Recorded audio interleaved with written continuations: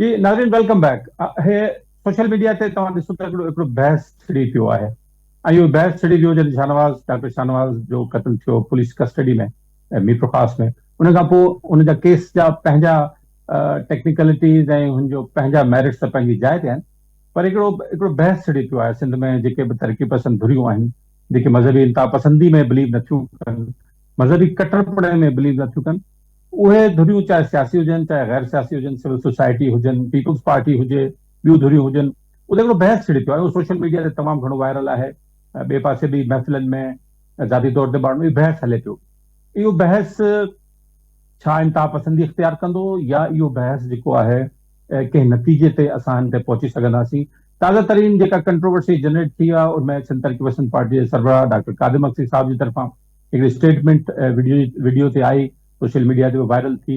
उन खां पोइ सिविल सोसाइटी जा अॻुवान उन्हनि जे तरफ़ां बि कुझु स्टेटमेंट्स आयूं। हिकिड़ो बहस छिड़ी पियो आहे ऐं ज़ाहिर बहस हुजण त तामीर ई घुरिजे, पर असां ॾिसूं था उहो वरी तक़रीबी पासे बि वञे पियो ऐं उनमें ॿोली जो इस्तेमालु बि उहो मुहज़ब तरीक़े सां न पियो थिए। इन बहस खे छा सहण जी ज़रूरत आहे, इन खे रेगुलेट करण जी ज़रूरत आहे, छा हिन में कंहिंजी इन्वॉल्वमेंट ज़रूरत आहे? सभिनी खां पहिरीं तव्हां डॉक्टर कादिर मक्सी साहब सिंध तरीक़े पसंद पार्टी जा सरबराह आहिनि, हुन सां ॻाल्हायूं था। डॉक्टर साहब, मज़हबी इंता पसंदी जो मामिलो निर्वार थियो आहे इन ख़ासि तौर ते केस खां पोइ, ऐं उन खां पोइ हिकिड़ो बहस छड़ी पियो आहे जंहिंजो मां तफ़सील सां ज़िक्र करे रहियो आहियां। तव्हांजी हिकिड़ी स्टेटमेंट आई आहे ऐं इन स्टेटमेंट जे हवाले सां बि काफ़ी तनक़ीद बि थिए पई ऐं तव्हांजा ज़ाहिर जेके हामी आहिनि उन्हनि जे तरफ़ां बि तव्हांजी हिमायत में स्टेटमेंट्स अचनि पियूं। त तव्हां हिन खे कीअं था ॾिसो? हीअ जेको बहस छड़ी पियो आहे इन जे तव्हांजो छा ओपिनियन आहे? ॾिसो, पहिरीं मोहसिन मां पंहिंजी पोज़ीशन वाज़े कयां त मां सिंध जी क़ौम परस्त सियासत में क़ौम परस्त हूंदे ऐं मुंहिंजो दीन सां कॾहिं रिश्तो न टुटो आहे। मां पंहिंजे नंढपण खां वठी नमाज़ूं पढ़ंदो रहियो आहियां। अॼु फजर जी नमाज़ पढ़ंदो आहियां, रोज़ा सभई रखंदो आहियां ऐं रसूल सल्लल्लाहु अलैहि वसल्लम खे मां आख़िरी नबी सम्झां थो। अलाह जी वहदानियत में मूंखे यकीन आहे ऐं पंहिंजे अमलनि जो हिसाब किताब क़यामत जे ॾींहुं असांखे ॾियणो, मां हिन ते बिलीव थो कयां, नंबर 1। पर इन सॼे बावजूदि असांजी इब्तिदाई सियासत खां वठी इहो नारो रहियो आहे, तरक़ी पसंद पार्टी जो मंशूर आहे त सियासत खे मज़हब खां धार कयो। सियासत कॾहिं बि मज़हब जो सियासत में मुदाख़लत न हुजे, इन्फ्लुएंस न हुजे, जो मौलवी पंहिंजी फिक़ह पंहिंजी शरीयत लागू करे ऐं माण्हुनि जी जीअण जंजाल कनि। इन करे मौलवियुनि खे हलाइणो आहे त उहो पंहिंजे मस्जिद ताईं महदूद हुजनि, उनखे सियासत में एतिरी वॾी पज़ीराई न मिलणु खपे। असां हिन जा बिल्कुलु रुगो वोकल न रहिया आहियूं, पर हिन जे लाइ अमली तरह जदोजहद कंदा रहिया आहियूं। हाणे सुवाल इहो आहे त मौजूदा जेका सूरत हाल आहे उन सूरत हाल में माण्हुनि सिर्फ़ु हिकिड़ो पासो पकड़ियो न। मां त हुन में इहा बि ॻाल्हि चई त जेकॾहिं को अफ़गान मौलवी गॾे ते या उठ ते चढ़ी तलवार खणी अचे त ऐं हिते पंहिंजी अफ़गानी शरीयत लागू करणु आयो आहे, मुंहिंजो फिको मुंहिंजो इस्लाम हीअ आहे, त मुंहिंजो जेकॾहिं असां हुनजे ख़िलाफ़ु मज़ामत न करियूं त पोइ असांजे वजूद ते हैफ़ आहे। माण्हू इन ॻाल्हि खे त पकड़नि नथा। माण्हू पंहिंजी उहा मश्करी ऐं ठेठ ठाहे वेठा आहिनि।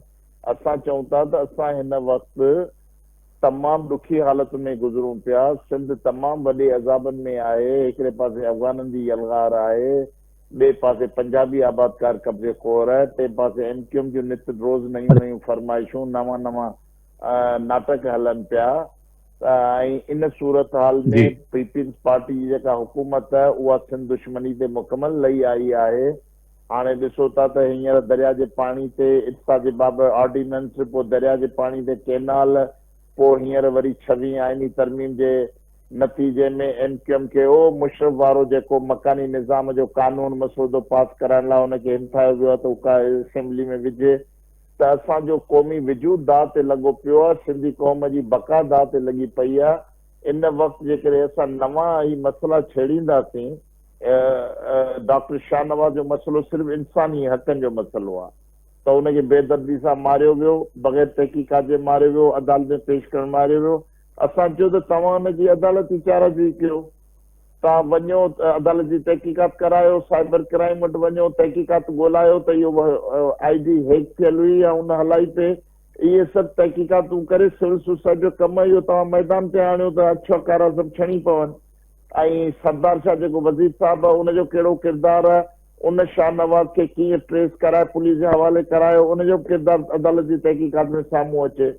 इहे ॻाल्हियुनि ते ध्यानु ॾियण जे बजाए असांजो ज़ोर आहे त भई हिकिड़े पासे मुला चवनि त गुस्ताखे रसूल जा हामी आहिनि, ॿिए पासे ही चवनि त असां जेको सो हिन जी हिफ़ाज़त में आया आहियूं शाहनवाज़ कुंभर जे, केरु बि आहे कीअं बि आहे, असां जेको सो रवादारी मार्च कंदासीं। त असां को बि अहिड़ो अनड्यू सिंध में नऊं टकराव नऊं तज़ाद बर्दाश्त करण लाइ तयारु न आहियूं।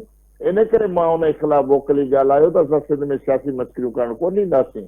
त को माण्हू अचे हिकिड़े पासे मुला अचनि ऐं पंहिंजा नारा हणंदा, ॿिए पासे ही जेके रवादारी ऐं लिबरल ख़्यालनि वारा माण्हू रवादे नारा हणी अचनि, ऐं असां इहो कंहिं बि सूरत में सिंध बर्दाश्त नथी करे सघे। इन करे मां हुन ते बिल्कुलु पंहिंजो मौक़िफ़ ॾिनो। अॼु मां पंहिंजे मौक़िफ़ ते क़ाइमु आहियां त सिंध ॿी का सियासी मस्करी कंहिं बि फिरोई नारे ते बर्दाश्त कान कंदी।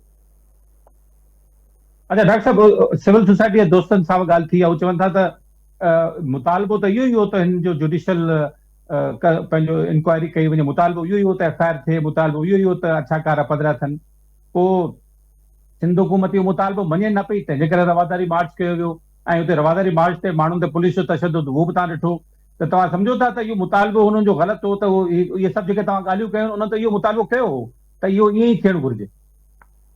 मुंहिंजा भाउ ॾिसो, इलाही ॻाल्हियूं आहिनि जेके असां पब्लिकली न चई सघंदा आहियूं। अॼु जामी साहब पंहिंजो जामी चांडे साहब पंहिंजो 7-8 मिंटनि जो वीलॉग रखियो आहे, उन उहे ॻाल्हियूं दोहरायूं जेके मूं ॻाल्हियूं पंहिंजे तक़रीर में पंहिंजी गुफ़्तगू में चयूं हुयूं। त सवाल इहो आहे त भई एफआईआर दाख़िल थी वई आहे, माण्हुनि ते साइबर क्राइम जी जांच छो नथी थिए? इन लाइ हिननि खे कोर्ट में वञणु खपे, अदालती तहक़ीक़ात जो सरकार हुकुम करे छॾियो, इन लाइ कोर्ट में वञी बीहनि। सवाल इहो आहे त भई जेके माण्हू, मूं चयो त एतिराज़ इहो त जेके माण्हू सरदार शाह सां सुबुह शाम महफ़िलूं गॾु गुज़ारनि था, सरदार शाह सां, उन ॾींहुं तव्हां ॾिठो न, साॻे ॾींहं ते मौलवी निकिता हुआ, मुला पंहिंजा जुलूस वठी निकिता, जेके हथियारबंद माण्हू हुआ, जिन खे पुलिस आंसू गैस हणी, शेल हणी, इन्हनि खां परे महल परे रोकियो, जंहिंजे फायरिंग जे नतीजे में हिकिड़ो माण्हू हुनजो मारिजी वियो। जेकॾहिं उन्हनि शरपसंदनि मां के 4, 5, 10, 15 ॼणा प्रेस क्लब पहुची वञनि हा ऐं को फायरिंग जो अहिड़ो वाक़ियो सरअंजाम ॾे हा त पोइ सिंध किथे बीहे हा मुंहिंजा भाउ? त इहो जेको करणु भई त रवादारी मार्च सां को प्रेशर पैदा थिए थो, इहा का ॻाल्हि कोन्हे। प्रेशर इहो थींदो त जेका अदालती जंग तव्हां अदालत में खणी वञो, हुकूमत तव्हां सां गॾु, वज़ीर तव्हां सां गॾु वेठा आहिनि, रोज़ राति जो गॾिजी चांहियूं पीअंदा आहियो, महफ़िलूं कंदा आहियो, तव्हां उन्हनि खे चओ।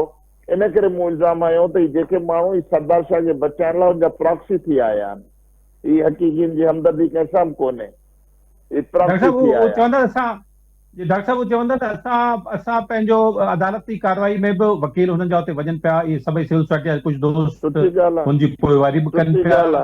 ॿिए पासे हू चवनि था अदालती वेड़ सां गॾोगॾु ही जेको थोरो पब्लिक प्रेशर आहे सोशल मीडिया ते, ग्राउंड ते मुज़ाहिरनि जे ज़रिए, इहो बि सियासी हिकिड़ो तहरुक पैदा कंदो ऐं इहो बैलेंस आणींदो हुन में। त तव्हां चओ था त सियासी तहरुक न हुजे, बाक़ी सिर्फ़ु अदालती कार्रवाई जी पोइवारी कई वञे। मोहसिन, हिकिड़ी ॻाल्हि सम्झो, उन ॾींहुं कराची प्रेस क्लब में केतिरा माण्हू हुआ?